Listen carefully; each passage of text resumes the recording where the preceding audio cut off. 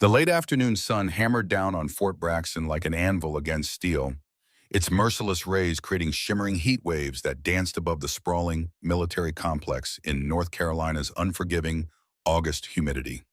The base stretched across thousands of acres of former tobacco farmland, its utilitarian concrete buildings and training facilities bearing silent witness to decades of American military excellence and the systematic forging of the nation's deadliest warriors.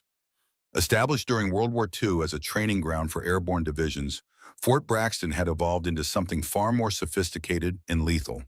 Its ranges echoed daily with the controlled violence of live fire exercises, its obstacle courses challenged human endurance beyond civilian comprehension, and its classified training facilities prepared soldiers for conflicts that existed only in the nightmares of national security analysts. This was where America's elite came to sharpen their edge, where weakness was identified and eliminated, where the difference between warrior and pretender was measured in blood, sweat, and the kind of unforgiving standards that separated the living from the dead. Master Sergeant Derek Blackwood stood in the entrance of the main canteen like a monument to military might, his imposing 6'4" frame filling the doorway with the unconscious authority of someone who had claimed dominance through violence and never relinquished it.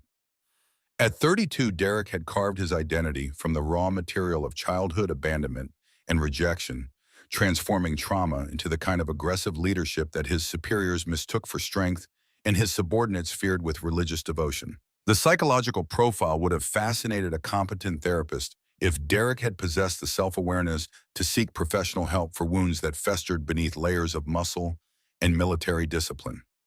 Derek Michael Blackwood, born to Sarah Elizabeth Blackwood in a rusted trailer park outside Fayetteville, had watched his father load a duffel bag into a diesel pickup truck on a rain-soaked Tuesday morning when he was 7 years old. No explanation beyond "some things don't work out, boy." No promise to return or stay in contact.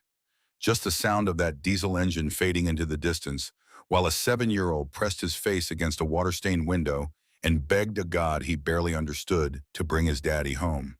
The abandonment had carved something fundamental out of Derek's developing psyche, creating a void that 32 years of achievement, promotion, and dominance had never managed to fill. Military service had become simultaneously his salvation and his prison, offering the structure and brotherhood his childhood had lacked while feeding a desperate psychological need to prove his worth through the systematic humiliation of anyone he perceived as weak, vulnerable, or presumptuous. Every successful intimidation, every moment when a subordinate flinched under his verbal assault, every public demonstration of his dominance was really aimed at that 7-year-old boy who had watched his father abandon him without a backward glance. Derek had built his entire adult identity around ensuring he would never again be the weak one, the abandoned one, the one left behind to pick up emotional debris while stronger men moved on to better lives. His desert camouflage uniform was pressed to perfection, each crease sharp enough to cut paper, every piece of equipment positioned with mathematical precision. 3 rows of ribbons decorated his chest like a colorful catalog of controlled violence. Combat Infantry Badge Bronze Star with VD device Purple Heart earned during his second tour in Afghanistan when an IED had painted him with shrapnel and given him nightmares that bourbon couldn't quite silence.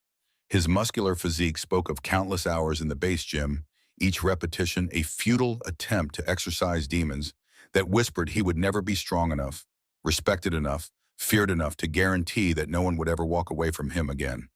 The canteen buzzed with its usual Friday evening ritual, a symphony of masculine voices blending into the kind of raucous camaraderie that could only exist among men who lived daily with the possibility of sudden violent death.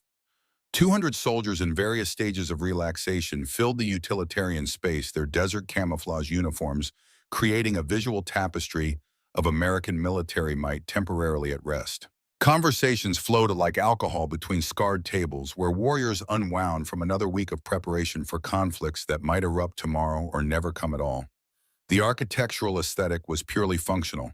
Concrete block walls painted institutional green fluorescent lighting that cast harsh shadows across battle-worn faces, industrial-grade furniture built to withstand the abuse of men trained to break things for their country. The air carried a complex bouquet of scents that told the story of military life, institutional food, prepared in massive quantities, industrial-strength cleaning chemicals, and the subtle musk of men who had spent their day pushing their bodies to the absolute limits of human endurance. Staff Sergeant Ashley Garcia held court near the serving line, like a queen surveying her domain, her perfectly styled black hair gleaming under artificial lights as she regaled a circle of junior enlisted personnel with tales of her latest disciplinary victories. Garcia represented a different flavor of hunger than Derek's psychological void, the desperate need to prove that a woman could be just as ruthless, just as feared, just as dominant as any man who dared challenge her position in the military hierarchy.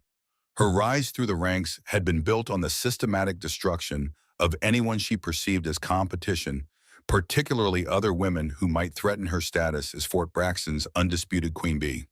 Every subordinate she had broken, every peer she had outmaneuvered, every superior she had impressed through calculated cruelty was another brick in the fortress she had built around her own insecurities about belonging in a world designed by and for men.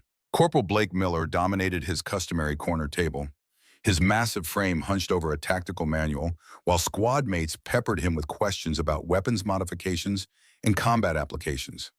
Miller was Derek's faithful enforcer, the kind of loyally vicious subordinate who amplified his superior's cruelty while maintaining plausible deniability about his own motivations.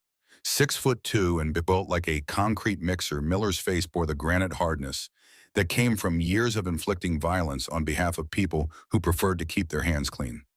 The social dynamics were as precisely choreographed as any military operation.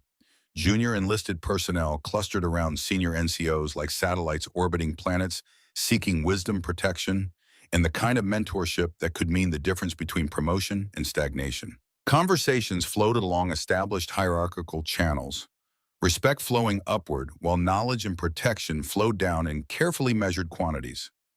Everything existed in perfect balance within Derek's carefully constructed kingdom. Every soldier understood their place, accepted the rules, acknowledged the natural order that placed him at the apex of their small corner of military existence. He surveyed his domain with the satisfaction of a feudal lord inspecting lands he had claimed through conquest and held through fear, secure in the knowledge that his authority was absolute within these walls. Then Victoria Kane walked through the entrance, and Derek's perfectly ordered universe began its inevitable collapse. The change wasn't immediate or dramatic. Military personnel were trained observers whose survival often depended on noticing subtle environmental shifts before they became threats. The alteration began as a whisper, a barely perceptible ripple spreading outward from the canteen's entrance, like ripples from a stone thrown into still water. Conversations continued, but voices modulated downward incrementally. Heads turned with casual curiosity that gradually hardened into focused attention as 200 pairs of combat-trained eyes registered the presence of something that fundamentally violated the established order. Victoria Kane looked like a child playing a dress-up in stolen military equipment, a civilian attempting to masquerade as a soldier with gear she couldn't possibly understand or deserve.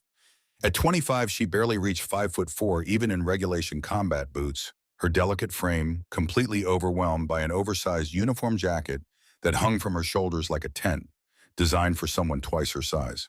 The desert camouflage pattern engineered to help soldiers blend into hostile environments only served to emphasize how utterly out of place she appeared in this testosterone-saturated stronghold.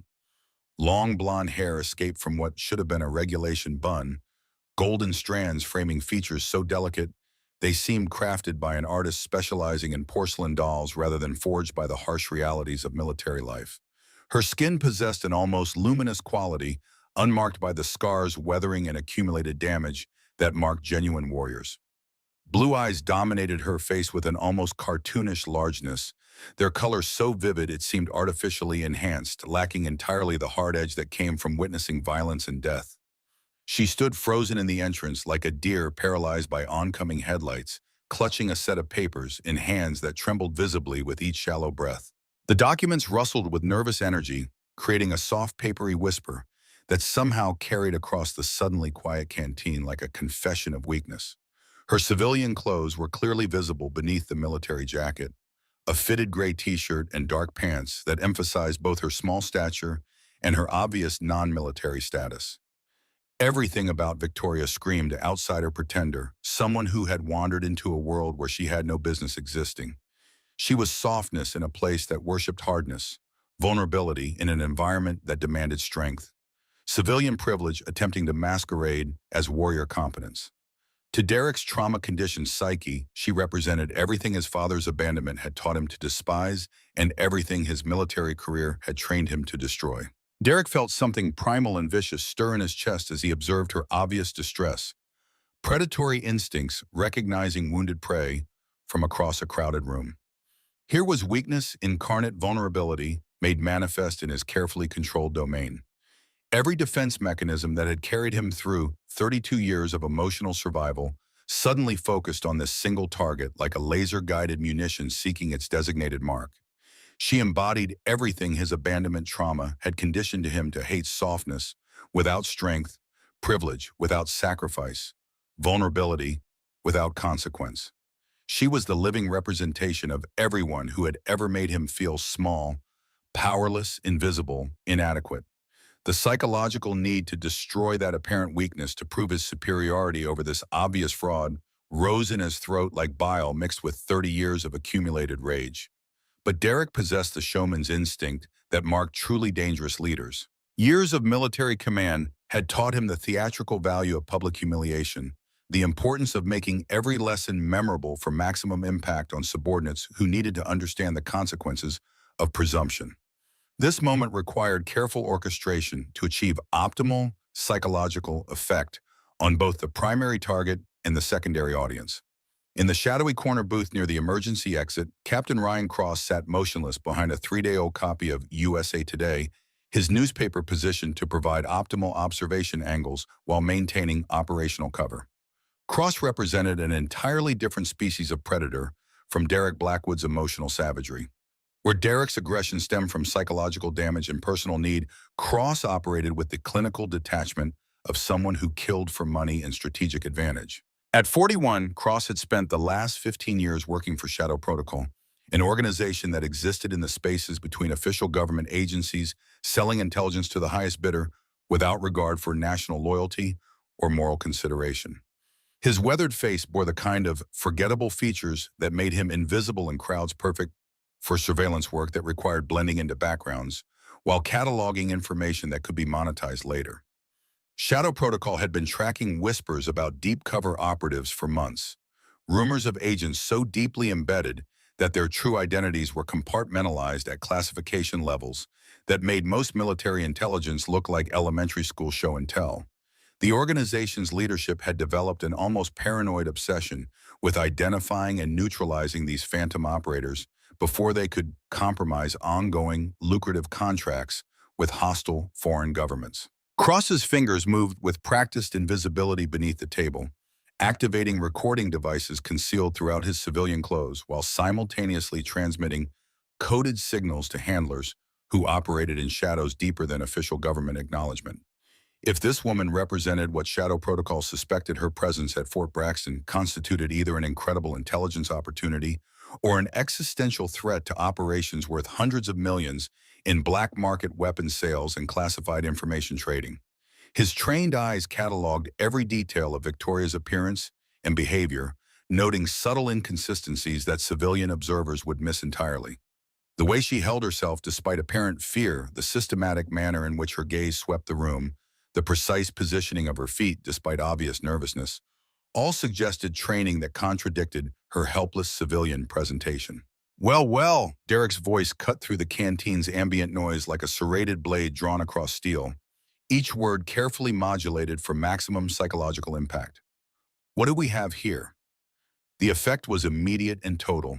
200 conversations ceased as if someone had activated an electromagnetic pulse, voices falling silent in perfect unison.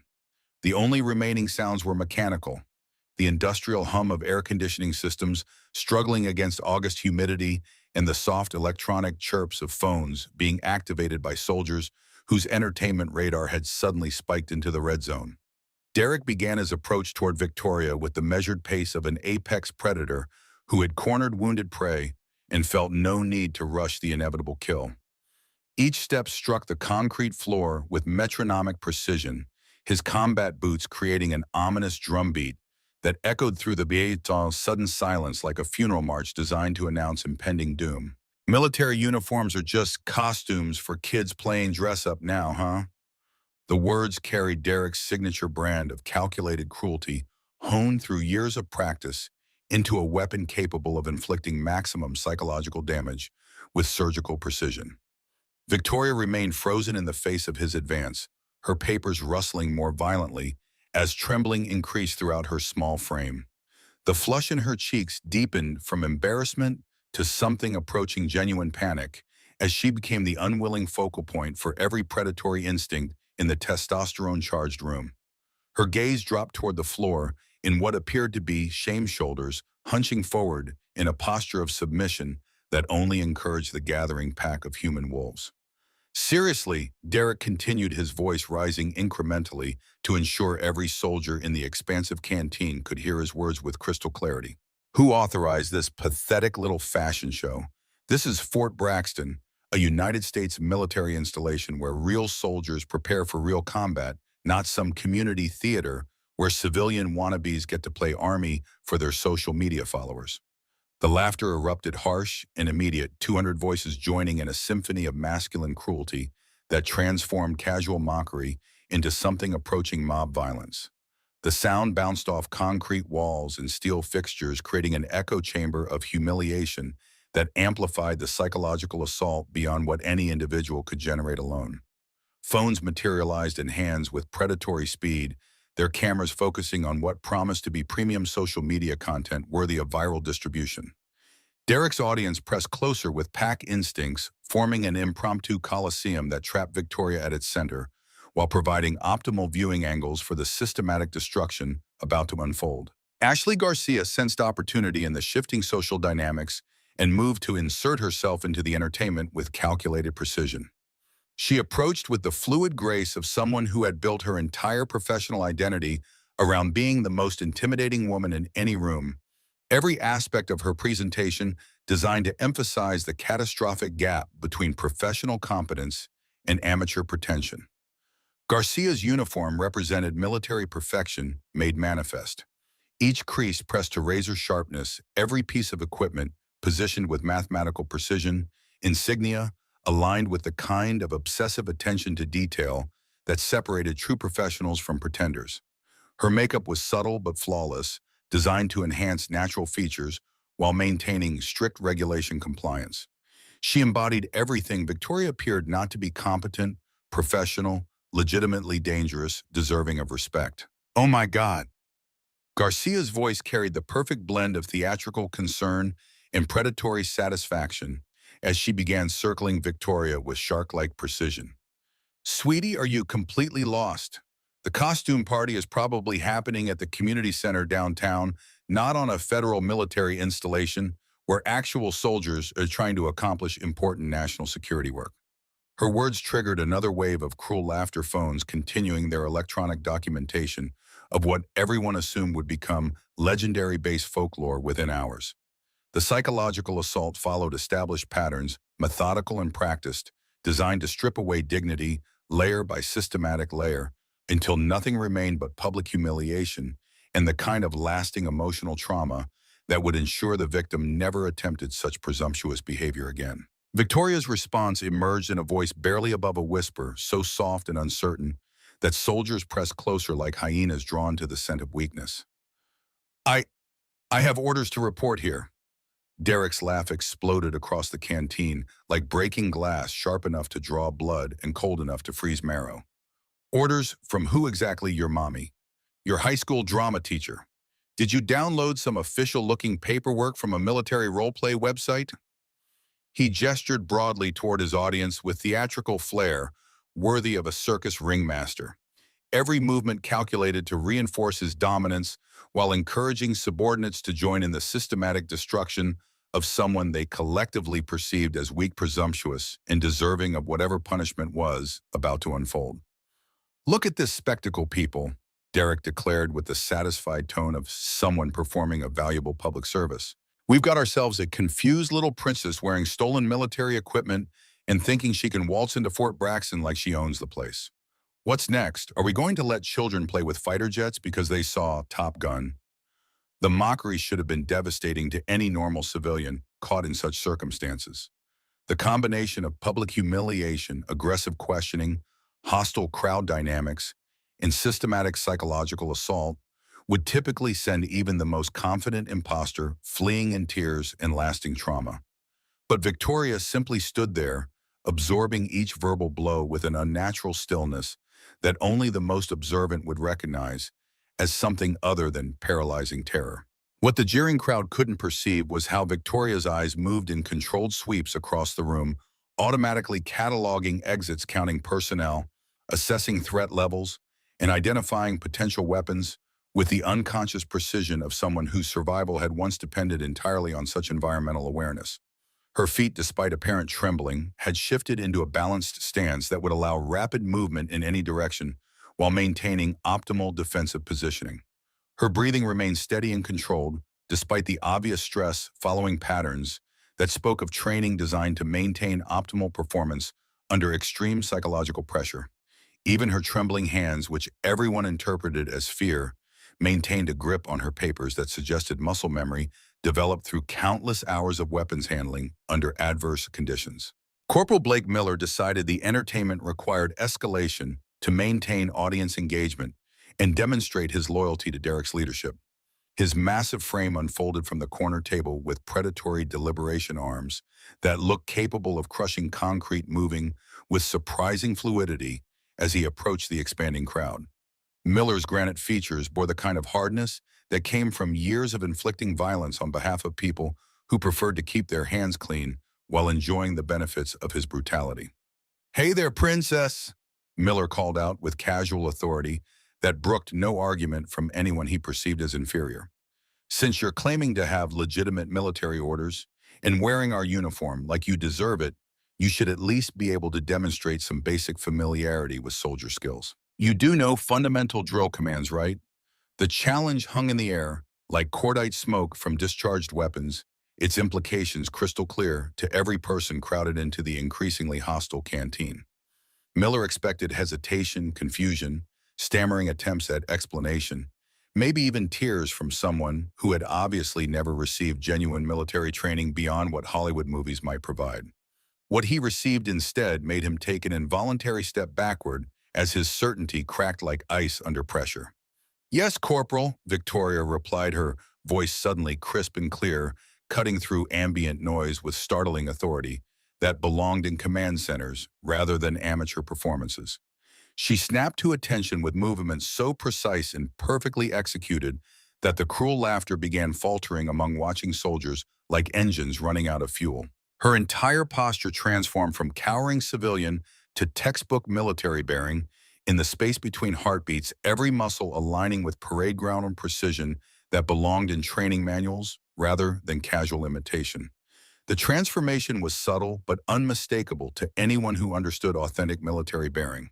Shoulders squared to regulation angles, spine straightened to perfect vertical alignment, chin raised to the exact degree specified in drill instructor manuals. Her feet positioned themselves at regulation spacing without conscious thought, hands falling naturally to proper positions along uniform seams with the kind of automatic precision that came from endless repetition. It was muscle memory, so deeply ingrained that conscious control became unnecessary, the kind of response that emerged only after thousands of hours of professional training under instructors who accepted nothing less than absolute perfection. "About face," Miller commanded with diminishing confidence, certain he could expose her civilian inexperience through complex maneuvers requiring both theoretical knowledge and physical coordination under pressure. Victoria executed the movement with mechanical perfection that would have impressed drill sergeants, her combat boots striking the concrete floor with parade ground precision that echoed through the suddenly quieter space. The timing was flawless, the execution without hesitation or uncertainty, the kind of demonstration that military academies used to show recruits what perfect performance looked like when properly executed. "Present arms." Miller continued, his voice carrying less conviction as he realized something fundamental wasn't adding up about this supposedly helpless civilian who was systematically demolishing every assumption they had made about her competence. Without the slightest pause or uncertainty, Victoria brought her hands up in the exact position required for presenting an imaginary rifle. Her form was so technically perfect, it could have been photographed for official military training materials, each angle precisely calibrated to regulation specifications, every muscle engaged with the controlled tension that spoke of extensive professional instruction under demanding conditions. The casual conversation throughout the canteen continued dying as more soldiers noticed the growing disconnect between expectation and reality. Phone cameras kept recording, but laughter was becoming forced and uncertain doubt creeping into voices as the gap between what should be happening and what was actually occurring became too obvious for even willful blindness to ignore. Derek sensed the atmospheric pressure shifting against him and moved aggressively to regain narrative control before his carefully orchestrated public humiliation transformed into something else entirely. "Lucky guess," he declared with forced confidence, designed to reassure both himself and his audience. Anyone with access to YouTube can memorize basic movements in fake military bearing for a few minutes. But let's see how our little princess handles actual military equipment that requires real technical competence. He unholstered his service pistol with theatrical precision, ejecting the magazine and clearing the chamber with movements designed to demonstrate his professional expertise while emphasizing the weapon's mechanical complexity. The M9 Beretta gleamed under harsh fluorescent lighting as he extended it toward Victoria, the challenge implicit in his gesture carrying the weight of finality. "Field strip and reassemble this weapon. 30 seconds. Let's discover whether your internet research covered actual technical skills or just surface-level play acting." The challenge was designed to be impossible, calculated to humiliate and expose her as a fraud in front of 200 witnesses whose cameras would document her failure for eternal ridicule. Military weapons were precision instruments requiring months of dedicated training to handle competently under optimal conditions, let alone under the psychological pressure of hostile public scrutiny, combined with unfamiliar equipment and time constraints. Victoria's response was immediate and absolutely devastating to every assumption in the room.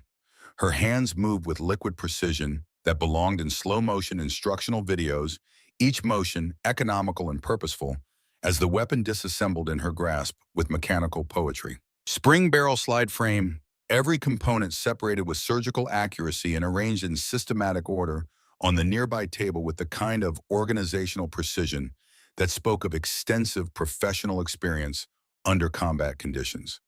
The watching soldiers leaned forward, despite themselves caught between disbelief and rapidly growing unease, as they witnessed technical competence that exceeded the capabilities of most career military personnel. 15 seconds was all she required to completely disassemble a service pistol that many of them still struggled with after months of training and practice. The reassembly demonstrated even more impressive expertise, her fingers moving without conscious thought as deeply ingrained muscle memory guided each motion with automatic precision. The weapon reformed in her hands like magic performed by a master illusionist, each component finding its designated place through movements so smooth they seemed choreographed by professionals. Click, snap slide, the mechanical symphony of precision engineering operated by someone who understood its rhythms with intimate familiarity. In 12 seconds, the pistol was completely whole again, its action smooth as silk as she performed a comprehensive function check before safely returning the weapon to Derek's increasingly nerveless fingers. Total elapsed time, 27 seconds. A new Fort Braxton base record achieved by someone who supposedly had no business touching military equipment. The silence that followed was profound and deeply uncomfortable, broken only by mechanical sounds, air conditioning systems laboring against humidity, and the soft electronic whirs of phone cameras that had captured something none of their operators quite understood or could explain. Derek stared at the reassembled weapon in his hands, as if it had personally betrayed everything he believed about competence, hierarchies, and natural order. His confident expression dissolved into confusion mixed with the first genuine hints of concern about what exactly was happening to his carefully planned demonstration. Garcia's mouth had fallen open in an expression that would have been comical under different circumstances, her practiced superiority momentarily shattered by witnessing technical expertise that far exceeded her own capabilities, despite years of professional military service. Miller found himself frantically trying to remember whether he had ever witnessed anyone, including specialized instructors and weapons experts, handle standard equipment with that level of effortless mastery that suggested training far beyond normal military standards. Beginner's luck, Derek said finally, but his voice carried none of its previous conviction or authority. Anyone can disassemble a weapon if they've watched enough action movies and gotten lucky with timing and muscle memory. Victoria offered no verbal response, simply returning to her previous position with hands clasped behind her back and eyes directed downward as if the preceding demonstration had never occurred. But something fundamental had shifted in the canteen's social atmosphere, a subtle redistribution of power that everyone could feel in their bones, but none possessed the framework to articulate or understand. Cross had witnessed more than enough to confirm Shadow Protocol's worst operational suspicions. He activated his encrypted communication device with movements so subtle they were invisible to casual observation, transmitting a coded message that would trigger events far beyond the scope of this seemingly simple base incident. The message was brief, but carried implications that would reach the highest levels of his organization. Target demonstrating advanced technical capabilities while consistent with special operations background. Technical competence exceeds cover identity parameters. Request immediate deep background analysis and contingency protocol activation. Private First Class Connor Anderson felt something fundamental twist in his stomach as he continued watching the systematic humiliation of someone who was clearly being treated unjustly based on superficial appearances rather than demonstrated capability.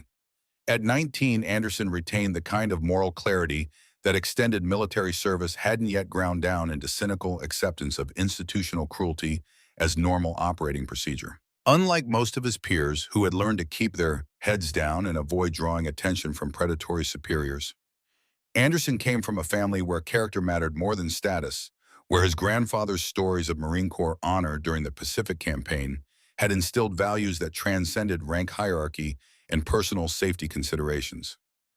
"Maybe we should just leave her alone," Anderson said quietly, his words carrying through the unnatural stillness that had settled over the previously boisterous canteen like fog rolling in from the ocean. Derek's head snapped around with predatory focus, his psychological radar immediately identifying the source of direct challenge to his authority and carefully constructed dominance.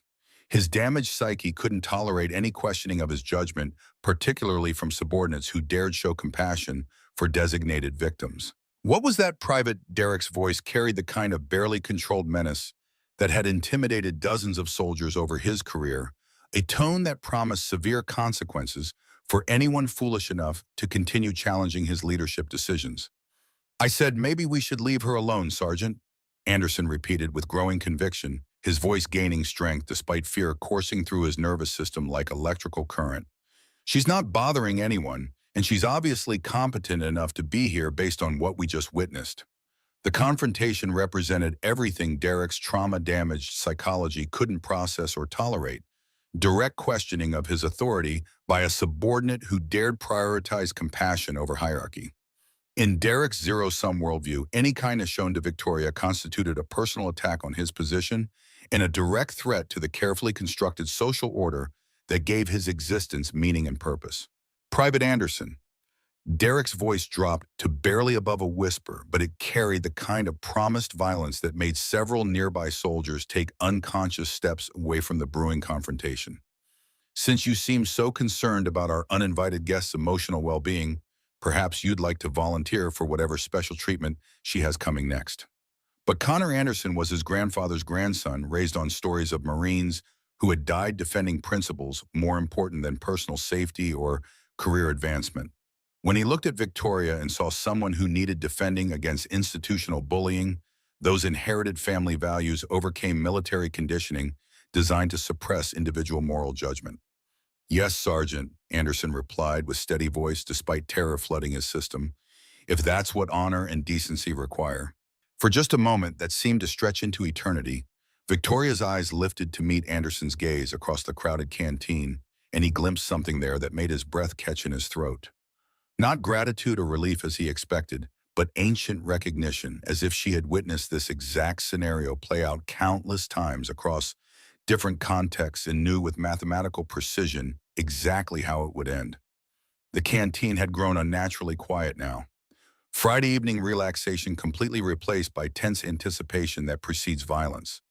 Soldiers who had been laughing and joking minutes before now sensed they were witnessing something with consequences, extending far beyond simple entertainment, their survival instincts warning them that stakes had suddenly escalated beyond anyone's control or understanding. Colonel James Thompson chose that precise moment to enter the canteen, his weathered face automatically scanning the room with practiced assessment of a career officer trained to identify problems before they became crises. At 55, Thompson had accumulated experience through multiple combat deployments in the Gulf War and Afghanistan, possessing the kind of environmental awareness that came from decades of making life or death decisions under pressure. He immediately registered the crowd formation, the phones recording the palpable tension radiating from the center of the room like heat from a fire. Every instinct developed through 30 years of military leadership began screaming warnings that something significant was occurring under his command, something that required immediate attention and careful handling. But in exactly 18 minutes, when Derek's psychological demons would drive him to demand the ultimate humiliation from someone he perceived as weak and presumptuous, everyone at Fort Braxton would discover they had been witnessing the carefully orchestrated prelude to the most catastrophic mistake of their military careers. And when Victoria Kane finally revealed what lay hidden beneath that oversized uniform jacket, the entire base would fall as silent as a battlefield after the guns stopped firing. "What's the situation here?" Colonel James Thompson's voice cut through the canteen's charged atmosphere like a blade through silk, carrying 30 years of command authority that had been forged in the crucible of real combat and tempered by countless crisis situations that had tested his leadership under fire. Thompson's weathered face bore the accumulated marks of a career spent making life or death decisions under impossible circumstances.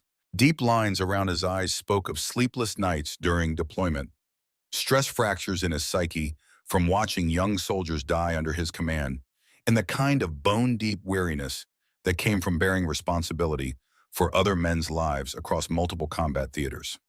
At 55, he had seen enough of war and military politics to develop an almost supernatural ability to read situations before they exploded into career-ending disasters. His gray hair was cropped, regulations short, his uniform pressed to perfection, despite the late hour, and his bearing carried the unconscious authority of someone who had earned respect through competence rather than intimidation. Derek snapped to attention with practiced precision, but his smile remained confident, despite the obvious tension crackling through the air like electricity before a thunderstorm. "Just conducting an impromptu inspection, sir, ensuring that all personnel on base are properly authorized to wear United States military uniforms and have legitimate business on this installation." The response was textbook perfect from a procedural standpoint, delivering just enough official justification to provide legal cover while maintaining the aggressive stance that had characterized Derek's leadership style throughout his career. But Thompson's experienced eye immediately cataloged the crowd formation, the cell phones recording the obvious victim standing isolated at the center of hostile attention. Thompson's gaze moved to Victoria with the clinical assessment of someone trained to evaluate threats and situations with mathematical precision. He took in her oversized jacket, the civilian clothes visible beneath military equipment, her obvious discomfort under the weight of concentrated attention. To his experienced eyes, she initially appeared to be exactly what Derek claimed, a confused civilian who had somehow wandered into the wrong place at the most unfortunate possible time. But something nagged at Thompson's subconscious, an indefinable quality about her posture that didn't quite match the helpless victim narrative being presented. After 3 decades of military service, he had developed an almost mystical ability to sense when situations weren't quite what they appeared to be on the surface. "Ma'am," Thompson said, his voice carrying the weight of official inquiry, but maintaining a professional courtesy that Derek's performance had notably lacked. "Do you have proper authorization to be on this installation?" Victoria reached into her jacket pocket with movements so carefully controlled, they seemed choreographed, producing a slightly crumpled set of papers that rustled softly in the unnatural silence. Her hands maintained their visible trembling, but Thompson noticed the documents were held with a grip that suggested familiarity with handling important paperwork under stressful conditions. "Yes, sir." Orders to report for temporary duty assignment. Victoria replied, her voice remaining soft and uncertain, despite the official nature of her response. Thompson accepted the documents with the practiced efficiency of someone who had processed thousands of sets of military orders throughout his career. His expression shifted from routine inspection to genuine puzzlement as he read, eyebrows drawing together in the kind of confusion that comes when reality fails to match established patterns. The orders appeared completely legitimate on initial inspection, bearing all the correct signatures, authorization codes, and official seals that mark genuine military paperwork. But something about them triggered Thompson's well-developed sense that important information was being deliberately obscured rather than clearly communicated. The assignment details were unusually vague for military orders, which typically specified everything down to reporting times and uniform requirements. The reporting structure was unclear, lacking the kind of detailed chain of command that characterized normal temporary duty assignments. Most concerning of all, the authorization codes were formatted in a way that suggested classification levels that Thompson had never encountered in 30 years of military service. "These orders are highly unusual," Thompson said, slowly, his military mind automatically flagging inconsistencies that could indicate either clerical errors or something far more significant. "The authorization codes appear to be correct, but the assignment parameters are classified above my clearance level." The statement landed in the canteen like a live grenade with the pin pulled. Derek's confident expression flickered for the first time as he processed the implications of what his commanding officer had just revealed. In Derek's extensive experience with military bureaucracy, confused civilians didn't carry classified orders with authorization codes that could stump full colonels with decades of service and top-secret clearances. Cross leaned forward slightly in his corner booth, his trained intelligence operative instincts immediately recognizing the significance of Thompson's revelation. Shadow Protocol had been tracking whispers about deep cover operatives for months, agents so deeply embedded that their true identities were compartmentalized at classification levels that made most military intelligence operations look like high school newspapers. If this woman was carrying orders that exceeded a colonel's clearance level, the implications were staggering for both national security and Shadow Protocol's ongoing operations. Cross activated another encrypted device with movements so subtle they were invisible to casual observation, transmitting priority updates to handlers who operated in the deepest shadows of international intelligence networks. Sir Ashley Garcia interjected with calculated timing, sensing Derek's uncertainty and moving to support her superior while positioning herself as the voice of reasonable caution. With all due respect, those documents could easily be sophisticated forgeries. Identity theft is an increasingly serious problem in our digital age, and military credentials command significant value on black market networks. Garcia's intervention was tactically sound from a security standpoint, addressing legitimate concerns about document fraud while maintaining the aggressive posture that had characterized the entire encounter. Her suggestion that the orders might be forged provided Derek with a face-saving explanation for any inconsistencies while justifying continued aggressive investigation. Thompson nodded slowly, acknowledging the validity of Garcia's concerns, while his experienced mind continued processing the unusual elements of the situation. The security implications were indeed too significant to ignore, even if the woman appeared harmless, based on surface observations. "Ma'am," Thompson said, his voice carrying the full weight of official military protocol, "I'm going to need to verify these orders through proper command channels. Until authentication is complete, I'm afraid I'll have to ask you to remain here under appropriate supervision." Victoria simply nodded with compliance so complete it seemed almost rehearsed, accepting the detention with the kind of calm resignation that should have raised additional questions about her background and training. But Anderson noticed something the others missed entirely: the way her eyes continued moving, as Thompson spoke, systematically cataloging the positions of every person in the room, calculating angles and distances with unconscious precision that suggested training and situational awareness under hostile conditions.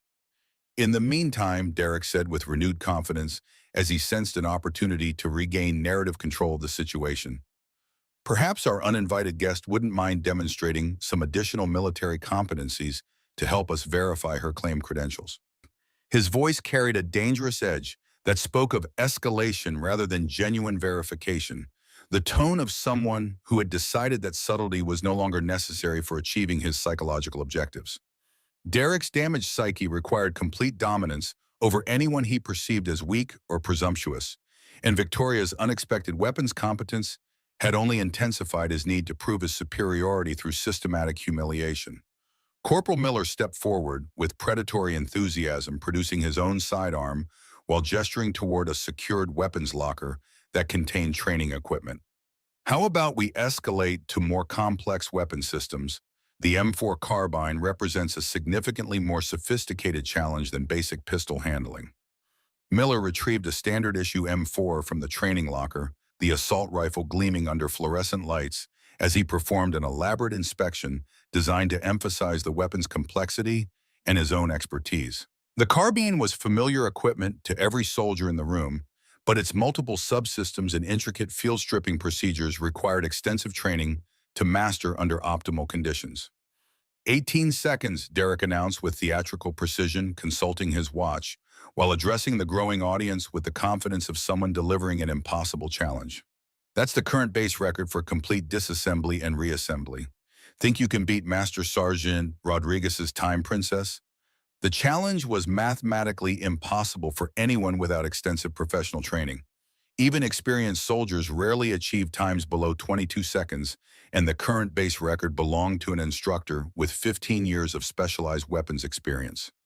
Derek was essentially demanding that Victoria perform a miracle, while 200 witnesses recorded her inevitable failure.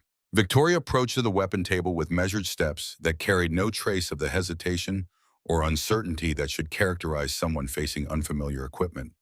Her small hands reached for the carbine with movements that seemed almost reluctant, as if she was internally debating whether to continue the performance or abandon her cover identity. She lifted the M4 with both hands, automatically checking the chamber and confirming the weapon's safe status with movements so deeply ingrained they appeared unconscious. Her fingers found the takedown pins with the kind of familiarity that spoke of thousands of hours of repetition under demanding conditions. The disassembly began like a carefully choreographed dance performed by someone who understood the weapon's mechanical rhythms with intimate precision.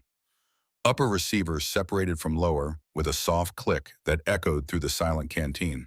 Bolt carrier group extracted with surgical precision, each component handled with the kind of reverence that marked true professionals. Buffer spring removed without the fumbling that typically characterized amateur attempts.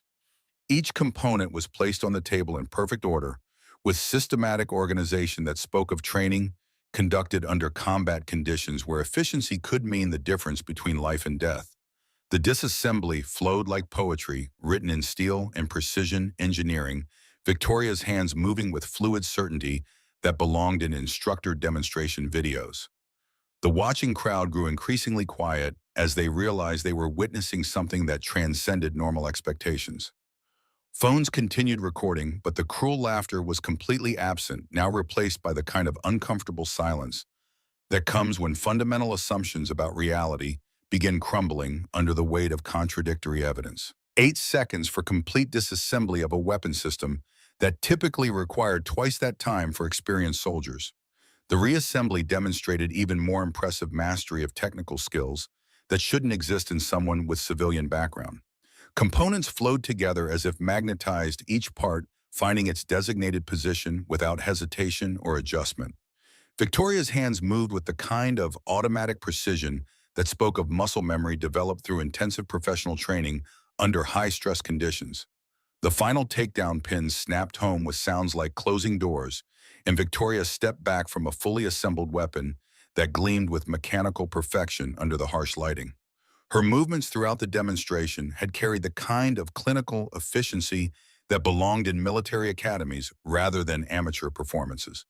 Total time 16 seconds. A new Fort Braxton base record achieved by someone who supposedly had no business touching military equipment. The silence that followed was profound and deeply uncomfortable, broken only by the mechanical sounds of building systems and the soft electronic whirs of phone cameras that had captured something none of their operators possessed the framework to understand or explain adequately. Derek stared at the assembled carbine as if it had personally betrayed everything he believed about military competence, hierarchies, and natural order. His confident expression dissolved completely, replaced by confusion mixed with the first genuine hints of fear about what exactly was happening to his carefully planned demonstration of superiority. Garcia's face cycled through expressions of disbelief, confusion, and growing unease as she struggled to process technical competence that exceeded anything she had witnessed during her own military career. Miller stood frozen in place, his massive frame rigid with the kind of shock that comes when reality violates every assumption about what should be possible. Thompson stepped forward with the measured pace of someone whose 3 decades of military experience had taught him to expect the unexpected, but even his weathered features showed signs of genuine amazement at what he had just witnessed. "Where did you learn to handle weapons with that level of proficiency?" Thompson asked quietly, his question carrying the weight of professional curiosity rather than hostile interrogation. Victoria's response was barely audible, delivered to the floor rather than to her questioner, with the kind of humility that seemed increasingly inconsistent with her demonstrated capabilities. "Practice, sir." The single word hung in the air like smoke from discharged weapons, inadequate to explain technical mastery that belonged in special operations units rather than civilian experience. But Cross had heard enough to confirm Shadow Protocol's worst operational fears about the true nature of their surveillance target. He activated his encrypted communication device one final time, transmitting a priority alert that would trigger immediate response protocols from his organization's highest levels. Priority alert. Target has demonstrated advanced weapons proficiency consistent with special operations background. Technical competence far exceeds cover identity parameters.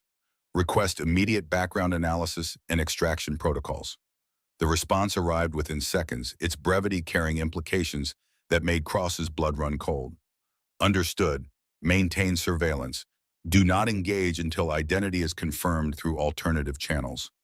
Derek's psychological profile was reaching critical instability as the situation evolved beyond his capacity to process or control. His need to dominate, to maintain superiority, to prove his worth through the systematic humiliation of others was driving him toward escalation beyond rational decision-making parameters. The fact that Victoria remained submissive in manner while demonstrating superior competence was creating cognitive dissonance that his trauma-damaged psyche couldn't reconcile through normal psychological mechanisms.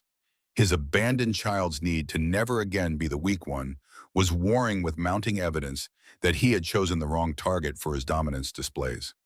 "Interesting technical skills for someone claiming to be a civilian," Derek said slowly, his voice taking on a harder edge that spoke of dangerous psychological territories. "Makes me wonder where exactly someone acquires that level of weapons training. Special schools, maybe private military contractors, or perhaps somewhere even more unofficial."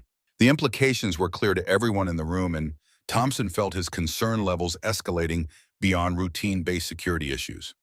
Derek was essentially accusing Victoria of being some form of covert operative, which seemed absurd given her appearance, but increasingly plausible given her demonstrated capabilities.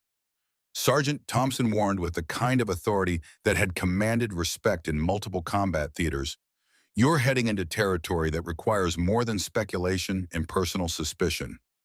But Derek was beyond listening to warnings or accepting guidance from superior officers. His psychological makeup demanded escalation at any cost, his need to prove dominance, overriding military discipline and rational assessment of risk factors. "Sir, with all due respect," Derek replied with the kind of aggressive tone that maintained surface compliance while challenging underlying authority. "We have an unidentified individual with advanced combat training on our installation, carrying questionable orders and demonstrating technical skills that exceed most of our own professional soldiers. At what point do we start asking the hard questions that need answers?" It was a reasonable security concern delivered in Derek's characteristic aggressive style, designed to justify continued escalation, while positioning himself as the responsible leader protecting base security against potential threats. The logic was sound enough to make Thompson hesitate despite his growing unease about the direction of the investigation. Thompson's military experience included encounters with various forms of intelligence operatives, special forces personnel operating under deep cover, in the kind of compartmentalized operations that existed at classification levels beyond normal military knowledge. The possibility that Victoria represented some form of official covert presence couldn't be dismissed without proper investigation regardless of how unlikely it seemed based on surface appearances. Miller decided to attempt a different approach, accessing his smartphone to pull up military databases that contained tactical scenarios used for advanced training and evaluation purposes. Okay, let's try some current tactical problem solving.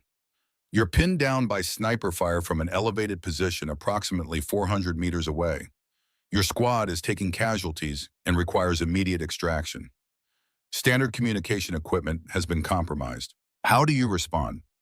It was a complex scenario that required understanding of advanced tactical principles, the kind of multi-layer problem used in staff college examinations and special operations selection processes.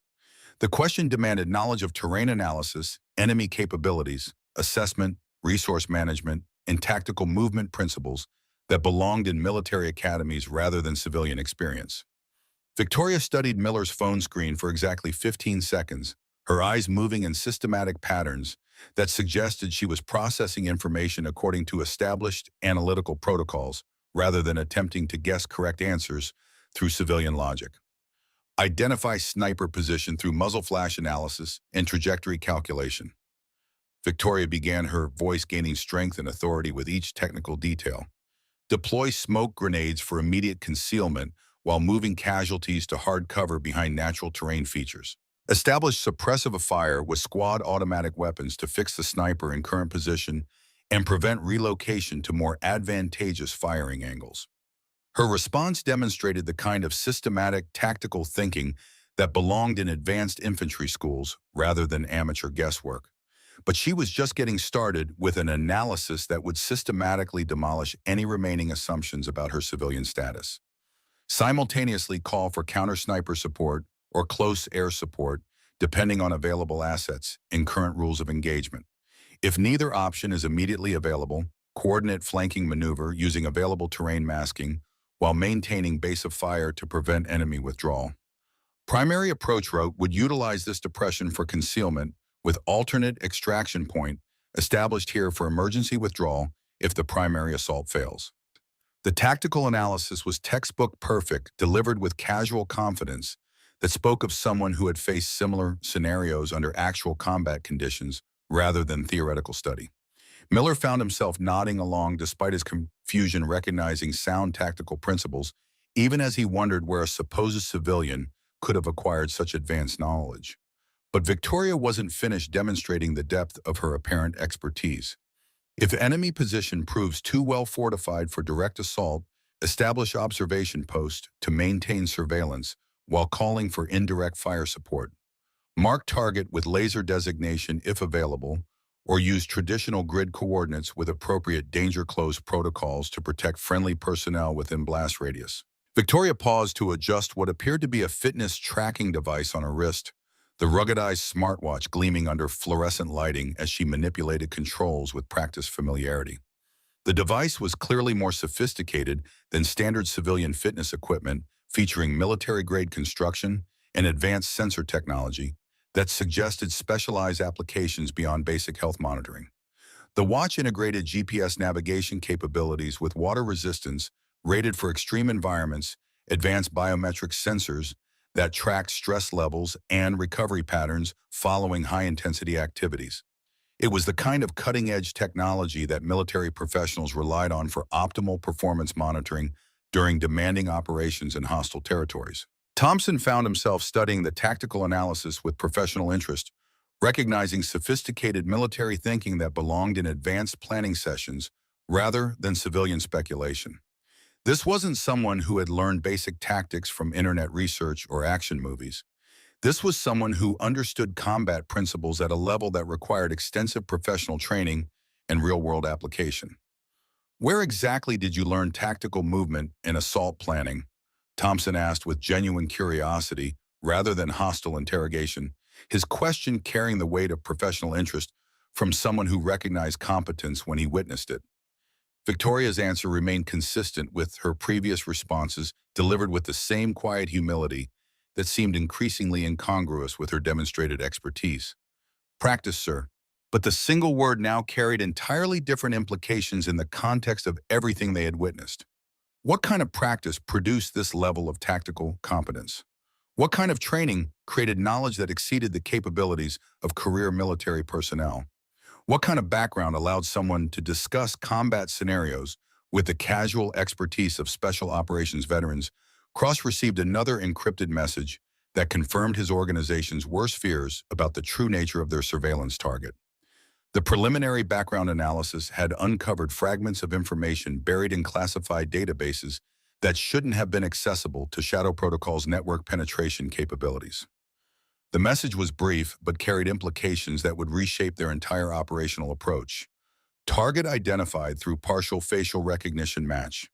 Highest priority classification. Maintain surveillance and prepare for immediate extraction protocols.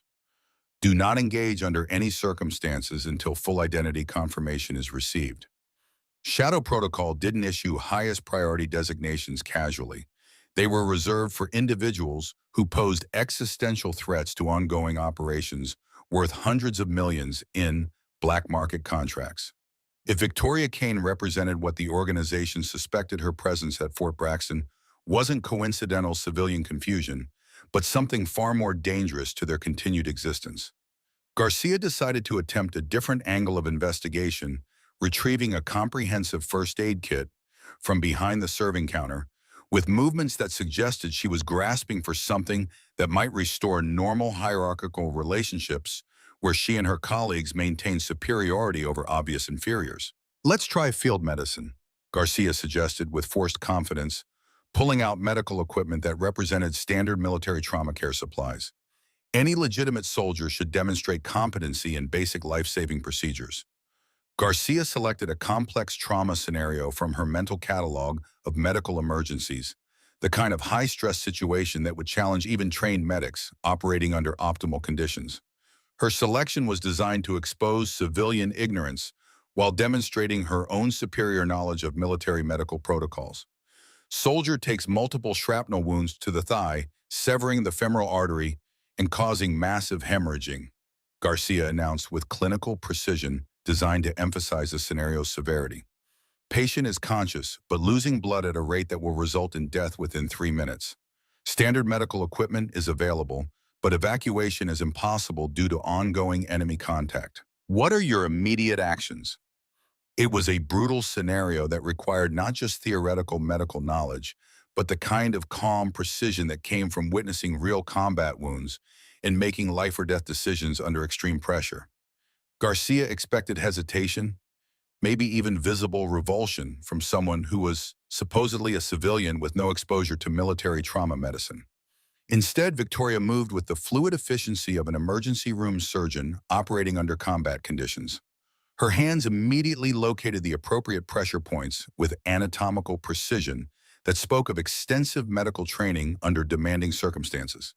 She began applying direct pressure with exactly the correct amount of force, while simultaneously assessing the patient's overall condition for additional injuries that might require immediate attention. Control hemorrhaging with direct pressure proximal to the wound site. Victoria said, her voice maintaining clinical calm that belonged in operating theaters rather than amateur performance. Apply tourniquet 2 inches above the injury location and tighten until distal pulse disappears completely. As she spoke, her hands demonstrated each procedure on the training mannequin with movements so precise they seemed choreographed by medical professionals. Her manipulation of the equipment showed familiarity that came from countless hours of training under high-stress conditions where technical errors could result in patient death. Treat for shock by elevating the patient's legs and maintaining core body temperature through insulation.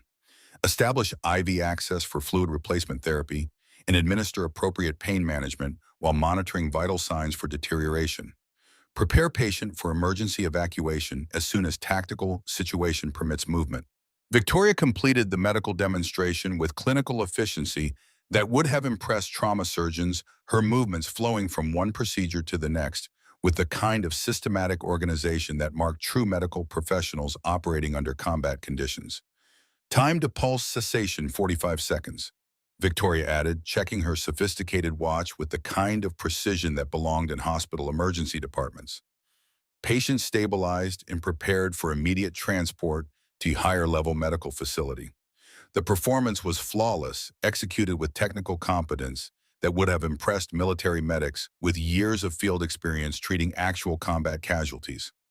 Garcia stared at the training mannequin in stunned silence, then at Victoria, her mind struggling to process medical expertise that far exceeded her own capabilities despite years of military medical training. Anderson watched the medical demonstration with growing amazement and mounting concern about the true nature of the situation unfolding before his eyes. His initial sympathy for Victoria was evolving into something approaching awe, mixed with the uncomfortable realization that he had absolutely no idea who this woman really was or what she represented. The casual competence she displayed across multiple military disciplines wasn't normal by any conceivable standard. It was the kind of comprehensive skill set that belonged to elite operators whose very existence was typically classified above normal military knowledge levels.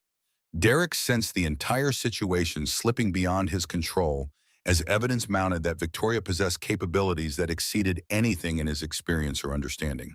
His carefully constructed narrative of superior military professional dealing with presumptuous civilian was crumbling in the face of demonstrated competence that threatened everything his damaged psychology required for emotional stability.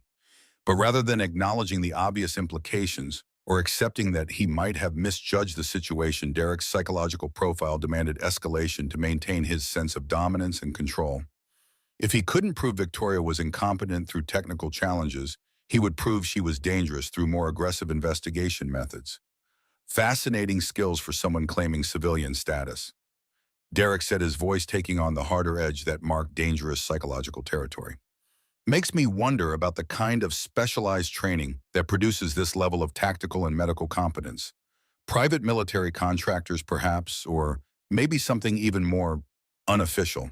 Thompson felt alarm bells ringing throughout his consciousness as Derek's implications became increasingly explicit and potentially dangerous. The suggestion that Victoria might be involved in covert operations carried implications that extended far beyond base security into areas that required careful handling by people with appropriate clearances and authority. Sergeant Thompson warned with increasing urgency, "You are making accusations that require substantial evidence and careful consideration of potential consequences." But Derek was operating beyond rational assessment of risk or appropriate military protocol. His psychological needs had taken complete control of his decision-making process, driving him toward confrontation that could have catastrophic implications for everyone involved.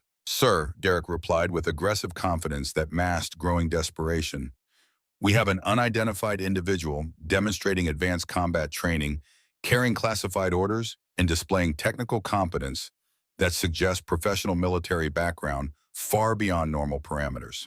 At what point does appropriate security consciousness require us to ask the direct questions that need immediate answers?"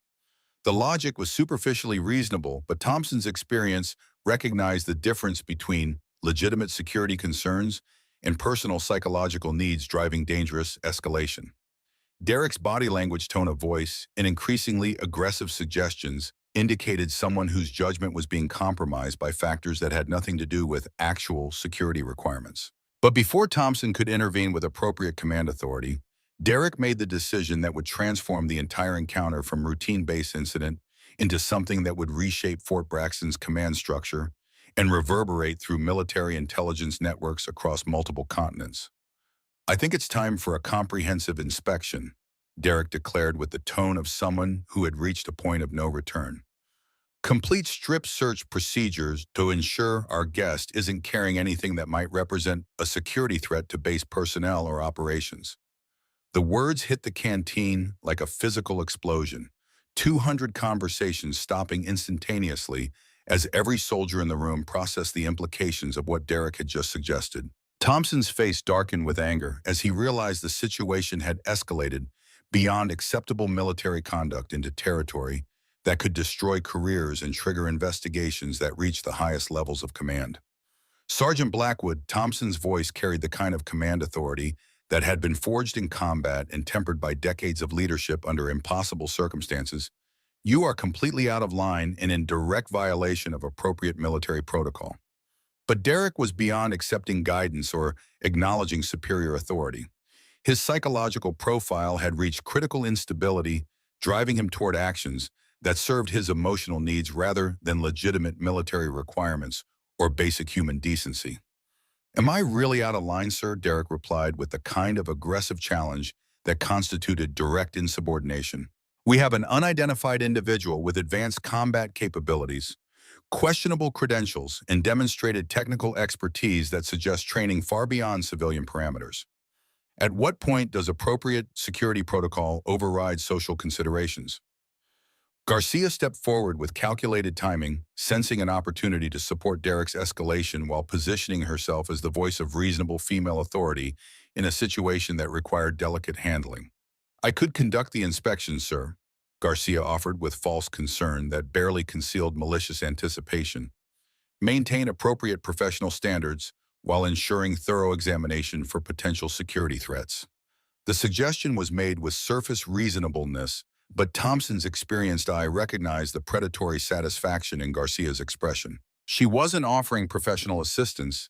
She was seeking opportunity to participate in systematic humiliation that violated every principle of military leadership and human dignity. Anderson felt something fundamental shift in his understanding of right and wrong as he watched the situation evolve toward territory that his grandfather's stories had taught him to recognize as the difference between honorable military service and institutional cruelty that betrayed everything the uniform was supposed to represent. "Sir, this level of investigation isn't necessary," Anderson said with growing conviction, his voice carrying the kind of moral authority that came from family traditions of military honor, rather than personal ambition or psychological damage. "She's cooperated completely with everything we've requested and demonstrated competence that suggests legitimate military background." Derek's head snapped toward Anderson with predatory focus, his psychological radar identifying direct challenge to his authority from someone whose moral courage threatened the entire foundation of his carefully constructed dominance hierarchy. "Private Anderson," Derek said with barely controlled menace, "you seem to have developed strong opinions about appropriate security procedures. Perhaps you'd like to explain to Colonel Thompson why you believe protocol should be ignored when dealing with potential security threats." The challenge was designed to isolate Anderson from his peers while forcing him to choose between military obedience and personal conscience.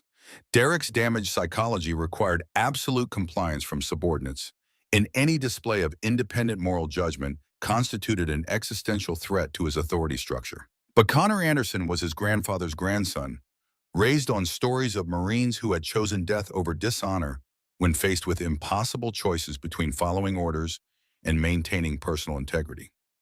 "Yes, Sergeant," Anderson replied with steady voice despite fear coursing through his nervous system. "I believe treating people with basic human dignity is more important than satisfying personal, psychological needs disguised as security requirements." The direct challenge to Derek's motivations hit the canteen like lightning, striking a powder magazine. Every soldier in the room recognized that Anderson had just crossed lines that typically resulted in career destruction and personal retaliation that could follow someone for years. Thompson felt the situation reaching critical instability as personal conflicts threatened to override military discipline and transform routine base operations into the kind of incident that would attract investigation from higher command levels, with consequences extending far beyond Fort Braxton's immediate personnel. But Victoria's voice cut through the tension with unexpected clarity that commanded immediate attention from everyone in the increasingly hostile environment. "It's fine," Victoria said, her words carrying a quality that made 200 soldiers turn to focus on her with sudden, complete attention.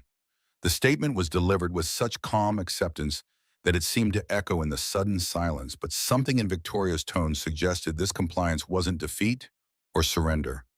It was a choice made with full understanding of consequences and implications that extended far beyond the immediate situation. "If Sergeant Blackwood believes a comprehensive inspection is necessary for base security," Victoria continued with voice that carried unexpected authority despite its quiet delivery, "I'll comply with appropriate military protocols." The words were spoken with such composed acceptance that they seemed to resonate through the canteen like the calm before a hurricane, but Cross felt a chill run down his spine as he observed Victoria's reaction to Derek's demand. Her body language remained submissive and apparently defeated, but something in her eyes suggested Derek had just made a catastrophic error in judgment that would have consequences extending far beyond anything his damaged psychology could comprehend or survive. Thompson recognized the shift as well, sensing in his bones that they had just crossed a threshold that would transform everything about this encounter, from routine base incident into something that would be remembered and discussed for years to come. In exactly 6 minutes, when Victoria would begin removing that oversized uniform jacket, everyone at Fort Braxton would discover they had been witnessing the carefully orchestrated prelude to a revelation that would shatter every assumption they had made about power competence and the dangerous mistake of judging people based on surface appearances rather than demonstrated capability. And when the truth about Victoria Kane was finally revealed for all to see, the entire base would fall silent as the grave. Outstanding, Derek said, his voice thick with predatory satisfaction, as he interpreted Victoria's compliance as final confirmation of his dominance. Garcia, conduct the inspection. Make it comprehensive and thorough. Thompson's 3 decades of military experience had taught him to recognize the subtle atmospheric shifts that preceded catastrophic mistakes, and every combat-honed instinct was suddenly screaming warnings that something fundamental was wrong with this entire scenario. "Wait," Thompson commanded with sudden urgency, stepping forward with the kind of presence that had kept soldiers alive across multiple theaters of war. "I'm ordering you to stand down immediately. This inspection is terminated." But Derek was operating beyond rational assessment or acceptance of superior authority. His psychological needs had seized complete control, driving him toward confrontation that would satisfy his emotional requirements regardless of consequences. "Sir, with respect, the security assessment is already authorized," Derek replied with barely contained aggression. "We need to complete verification before this individual can be released into the base population." Garcia positioned herself with predatory anticipation, her phone ready to capture what she believed would be the ultimate humiliation. Miller and his associates formed a tighter circle, phones recording what they expected would become legendary entertainment. Victoria's hands moved to her uniform jacket with movements that seemed almost ritualistic. Her fingers found the first button, and Derek's smile widened as he prepared to witness what he believed would be final proof of his superiority. "The sergeant raises valid security concerns," Victoria said quietly, her voice carrying unexpected authority despite its soft delivery. "If there are questions about my authorization, they should be resolved through proper military procedures." Something in her tone made Thompson's blood run cold. In 30 years of command, he had learned to recognize the difference between submission and calculated preparation. Victoria wasn't surrendering. She was making a choice. The first button came undone with a soft click that somehow carried across the entire canteen. As her jacket began to open, revealing the fitted gray t-shirt beneath, Anderson noticed something the others had missed. Victoria's breathing had shifted from fear patterns to the controlled rhythm used by combat professionals under pressure. Cross activated his encrypted device one final time. "Target preparing to reveal identity. Situation critical. Request immediate extraction." The response was swift and chilling. "Negative, maintain surveillance only. Do not engage under any circumstances." The jacket fell away, completely revealing a physique that spoke of intensive conditioning far beyond civilian fitness. Derek's eyes gleamed with cruel anticipation as he prepared for the next phase of his psychological assault. "Now the shirt." Derek ordered, his voice carrying the satisfaction of someone who believed victory was within reach. Victoria's hands moved to the hem of her gray t-shirt with deliberate calm that should have warned everyone present that they were about to witness something unprecedented. The canteen had fallen silent except for mechanical sounds and the electronic whirs of recording devices. Thompson felt genuine terror crystallizing as he observed Victoria's complete absence of fear. In his extensive experience, innocent civilians displayed predictable reactions under systematic humiliation. Victoria displayed none of these responses, carrying herself with the bearing of elite operators he had encountered in classified briefings. "Sergeant Blackwood," Thompson said with growing desperation, "I'm giving you a direct order to terminate this inspection immediately." But Derek was beyond accepting orders, his damaged psychology requiring absolute dominance, regardless of military discipline or rational risk assessment. Victoria began lifting the gray fabric first, revealing her toned abdomen with muscle definition that spoke of professional conditioning. But as more skin became visible, something dark began appearing against her pale flesh. Not injury, but deliberate artistry created with professional precision. The gray t-shirt rose higher, revealing intricate black lines that captured attention from even the most bloodthirsty observers. This wasn't random civilian tattooing, but something that spoke of meaning beyond casual decoration. As the fabric cleared her back, complete details emerged with devastating clarity. Two massive dragons rendered in black ink that seemed to absorb light itself, their serpentine bodies intertwined in perfect yin-yang balance across her entire back. The artistry was breathtaking. Each scale individually detailed, each claw sharp enough to seem real eyes burning with intensity that made the creatures appear alive. One dragon was dark as midnight, its scales creating shadows on Victoria's skin. The other gleamed like polished bone, the contrast making both seem to move in the fluorescent lighting. Intricate flames surrounded both dragons, tongues of fire, rendered with precision that made them seem to dance despite being permanently fixed in ink. The silence that descended was profound and absolute, the kind that comes when reality itself shifts beneath people's feet. Private Anderson was first to break the stunned quiet. Holy that's the dragon balance, the words hit like a thunderclap. Every soldier with the advanced training recognized the implications immediately. The dragon balance was legend-made flesh, a marking worn by only 12 people alive, each representing the absolute pinnacle of special operations capability. Colonel Thompson's reaction was instantaneous. His body snapped to attention, his weathered hand rising in a crisp salute as 30 years of training took control.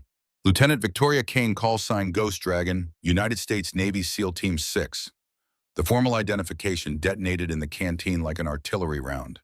Derek's face drained of color, his confident expression dissolving into pure horror as the magnitude of his mistake crashed down on him.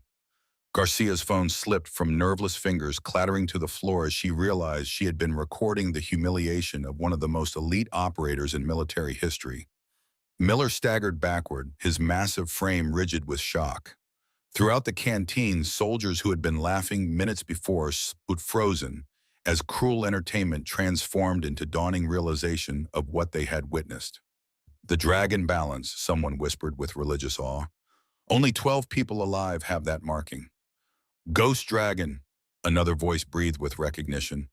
The Phantom who saved Echo Company in Afghanistan.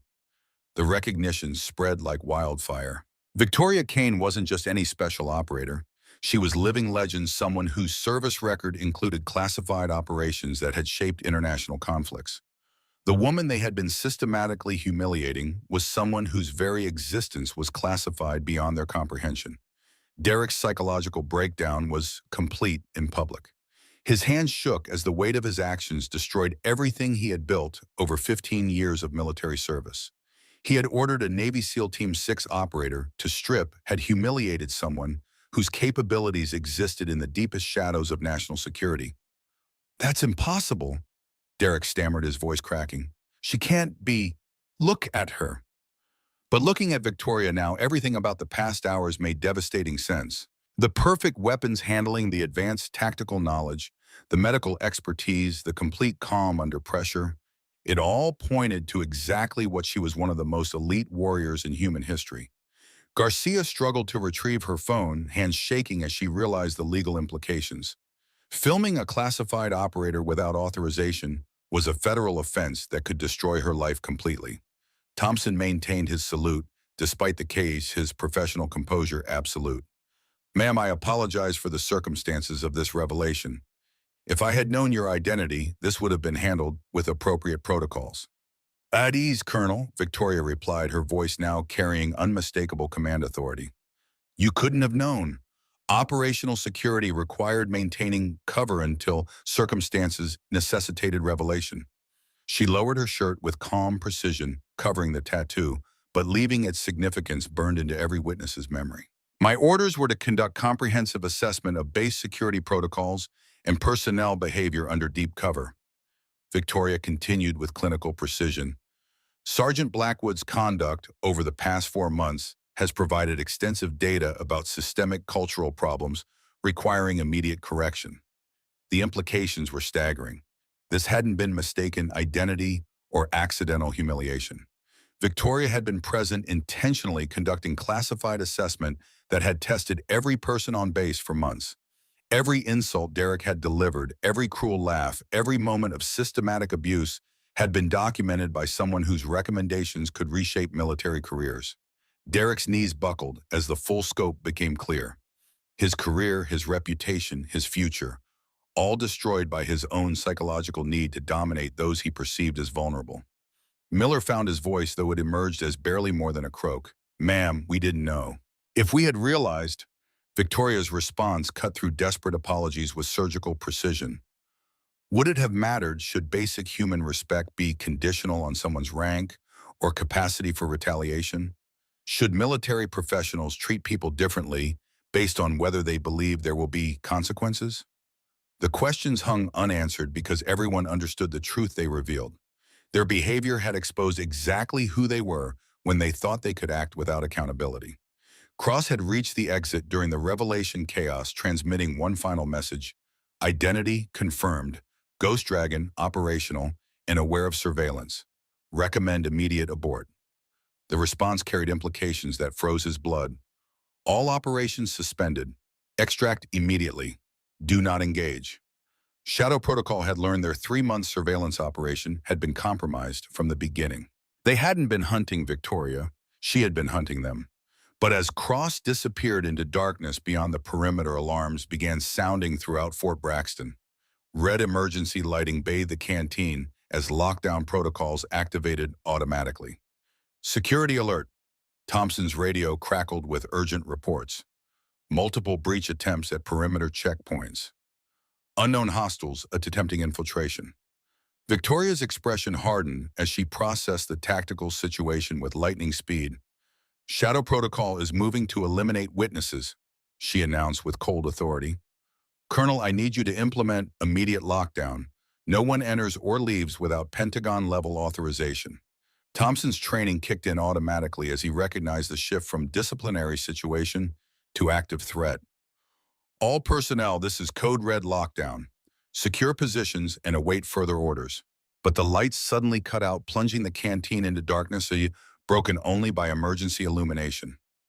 In the crimson-tinted shadows, Victoria's voice carried with calm command that belonged in combat operations centers. Everyone remain exactly where you are. Do not move. Do not activate electronic devices. Her authority was so absolute that even Derek, lost in his psychological collapse, froze in place. Anderson felt every nerve screaming danger as his grandfather's combat instincts surged to life. Victoria moved through the darkness like liquid shadow, her position shifting so silently that even nearby observers couldn't track her movements. When she spoke again, her voice came from a completely different location. Private Anderson, you're my communication relay. On my signal contact base is security with authentication code Tango 77 Echo. Tell them Ghost Dragon is active and requesting immediate tactical support. Anderson's throat was dry, but his voice remained steady. Yes, ma'am. Victoria's tablet glowed softly as she accessed systems that didn't appear on any organizational chart. The screen displayed heat signatures moving around the base perimeter. 12 hostiles in tactical formation approaching the canteen with professional coordination. How many? Thompson whispered, his combat experience allowing him to read the display. 12 confirmed, Victoria replied, possibly more in reserve. They're moving to secure communications and command posts before eliminating witnesses. Garcia felt her training assert itself despite the evening's revelations. Ma'am, if they're targeting communications and command, they're planning isolation before elimination operations. Correct. We have approximately 6 minutes before they reach this building. Victoria's hands flew across the tablet, sending encrypted messages to resources that existed in operational shadows. Backup is en route, but won't arrive for 12 minutes. We need to hold this position and protect witnesses until support arrives. Anderson felt pride and terror as he realized they had transitioned from disciplinary action to active combat, with Victoria orchestrating defense against professional killers. Ma'am, Miller said, his weapons expertise overcoming shock. We're not equipped for defensive operations. Base armory is 3 buildings away. We work with what we have, Victoria replied. This isn't about superior firepower. It's about superior positioning and tactics. She began moving through the darkened canteen, her hands finding objects that could be repurposed as defensive tools. A chair became an improvised barrier fire extinguisher transformed into chemical weapon serving. Tray became ballistic shield. Each item was positioned with tactical thinking that converted civilian space into defensive terrain. Derek, watching Victoria's preparations from his position of despair, felt something stir that had been dormant since childhood trauma. This was what real leadership looked like. Not domination and control, but competence that inspired others to exceed their limitations. "What can I do?" Derek asked quietly, his voice carrying humility completely absent from earlier behavior. Victoria paused, studying Derek's face in emergency lighting. What she saw, genuine remorse, desperate desire for redemption, willingness to sacrifice for others, made her decision easy. "Help Private Anderson with communications. Your knowledge of base security protocols will be essential for coordinating with friendly forces." It was a small task, but Derek seized it with gratitude of someone offered chance at redemption. For the first time in hours, he had purpose extending beyond his own failures. The tactical situation developed rapidly as Shadow Protocol forces established positions around the canteen. Victoria's tablet showed them securing overlapping fields of fire blocking escape routes, preparing coordinated assault designed to leave no survivors. "They're not planning to take prisoners," Victoria assessed with clinical precision. "This is elimination operation to remove all witnesses to surveillance activities." Thompson felt protective instincts surge as he looked at soldiers under his command. These weren't elite operators prepared for this level of combat. "Ma'am, most of these soldiers aren't ready for professional elimination teams." "Then we give them something they're not expecting," Victoria replied. "They're prepared for military resistance, conventional tactics, predictable responses. They're not prepared for creative asymmetric warfare." She distributed tasks with tactical efficiency that made clear she had faced similar situations before. Garcia established secondary communication post. Miller created improvised weapons from kitchen equipment. Anderson coordinated with base security, while Derek provided intelligence on facility layout. But Victoria was implementing larger strategy none of them could see. The encrypted messages weren't just calling backup. They were activating network of assets positioned around Fort Braxton for months. Cross-racing toward extraction point that no longer existed, received message that stopped him cold. "All exits compromised. Friendly forces have you surrounded. Surrender or face elimination." Photographic evidence accompanied the message. Shadow Protocol operatives in custody surveillance posts, dismantled communication networks shut down. The organization he would serve for years was being systematically destroyed by forces he hadn't known existed. In the canteen, Victoria's preparations reached completion as her tablet chimed with incoming priority message. The tactical display showed new signatures approaching, not Shadow Protocol killers, but something else entirely. "Backup has arrived early," she announced with relief evident for the first time. Emergency lighting blazed to full intensity as main doors burst open. Figures in full tactical gear moved with fluid precision, their coordinated movements seeming choreographed. The lead figure called out with command authority. "Ghost Dragon status report. Area secure, casualties, nil, witnesses protected," Victoria replied in crisp military terminology. Anderson watched amazed as Victoria's backup revealed themselves. Other operators bearing the same dragon balance, marking their tattoos visible as they secured perimeter and established defensive positions. "Shadow Protocol assets in custody," the team leader reported. "Surveillance network dismantled, communication intercepts, secured elimination teams neutralized." The efficiency was staggering. In less than an hour, an international intelligence network had been identified, infiltrated, and destroyed by forces operating so far off official books, their existence was deniable. Derek, listening to operational briefing with growing understanding, finally grasped the full scope. This wasn't just about military assessment or cultural transformation. This was about protecting the nation from threats conventional forces couldn't identify. "Ma'am," Derek said quietly, approaching Victoria with respect he should have shown from beginning. "I understand now why my behavior was so dangerous. It wasn't just personal cruelty. It created vulnerabilities enemies could exploit." Victoria studied Derek's face, seeing genuine change in someone consumed by toxic patterns. "Exactly, Private. A military that tolerates abuse, allows toxic leadership to flourish, becomes weak from within. That weakness can be exploited by adversaries who understand that greatest victories are won without firing shots. Garcia joined them, her own understanding crystallizing. The harassment, systematic humiliation. It wasn't just wrong, it was security risk. It created division, resentment, cultural problems foreign intelligence could manipulate.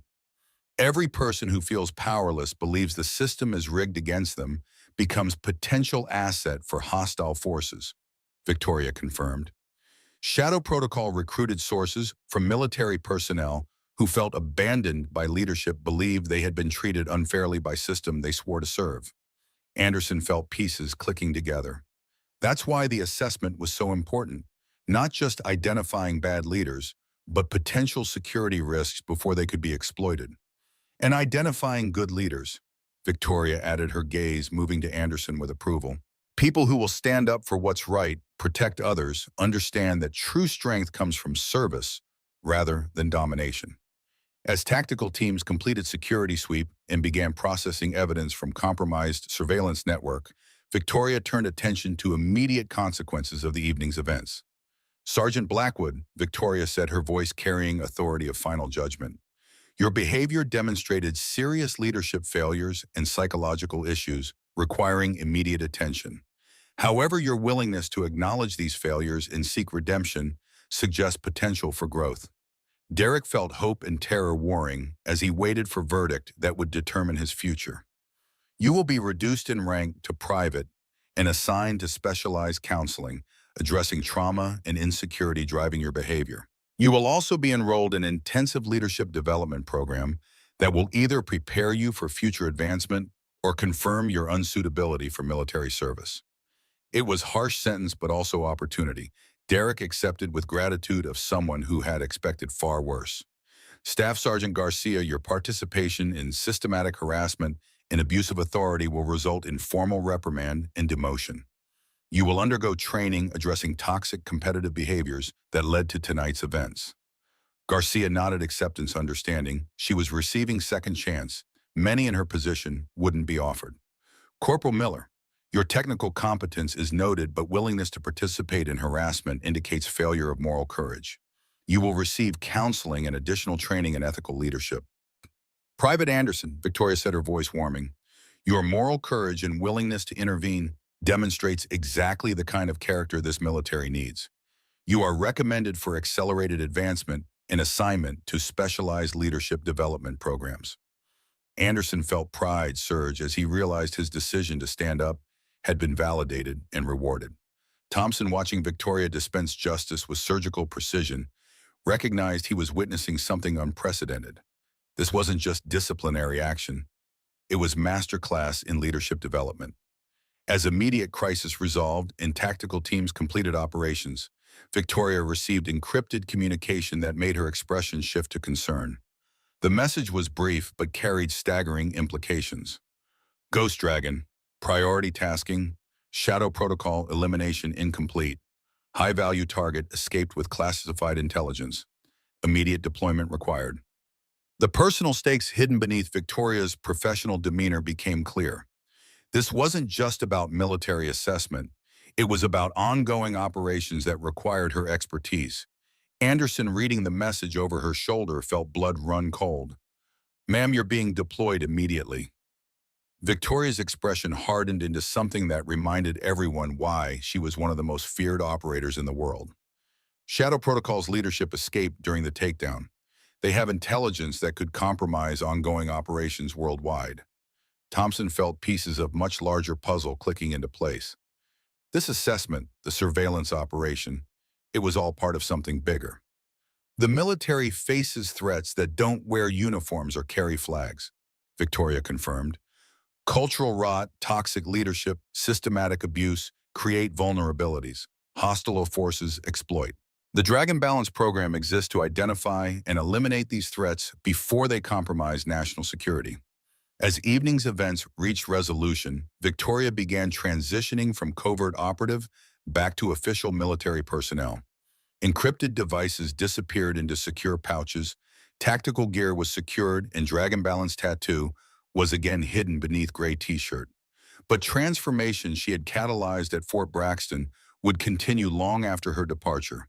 Soldiers who had witnessed her revelation would carry lessons forward, implementing cultural changes that would make their institutions stronger and more resilient.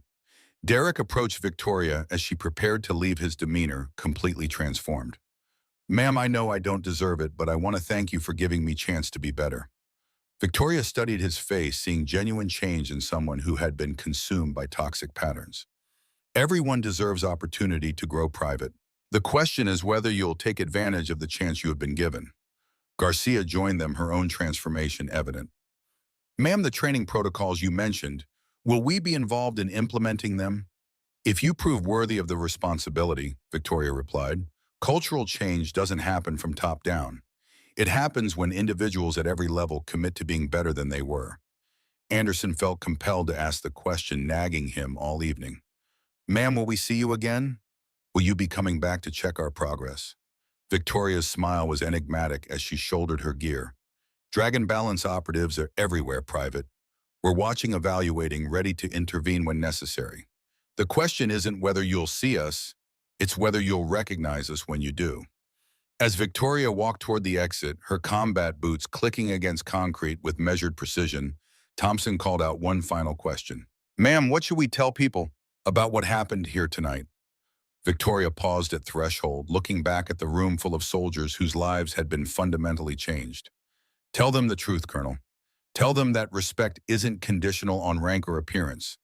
Tell them that true strength comes from protecting others, not dominating them. Tell them that the most dangerous people in the world, often the ones you never see coming." She stepped into darkness beyond the canteen doors, but her voice carried back with crystal clarity. "And tell them that someone is always watching." The silence that followed Victoria's departure was profound, filled with weight of transformation and promise of change.